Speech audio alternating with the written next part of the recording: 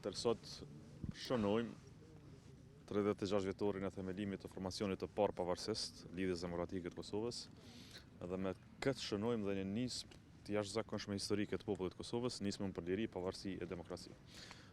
36 vite më parë, intelektual të shuar të kohës, në krye me atin themeltar të Republikës Kosovës, presidentin historik Dr. Ibrahim Rugova, themeluan Lidhjen Demokratike të Kosovës, programi së cilës së shpejti u bë program nacional i gjithë popullit të Kosovës.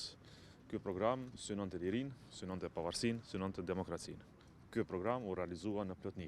Liri, pavarësi dhe demokraci për 36 vite ishte, mbetet dhe do të jetë misioni ynë politik dhe sot. Sot kujtojmë presidentin historik, atin themeltar të Republikës Kosovës, kujtojmë të gjithë veprimtarët e shuar të LDK-s që dhanë më të shenjtën e tyre për këtë shtëpi të madhe të demokracisë.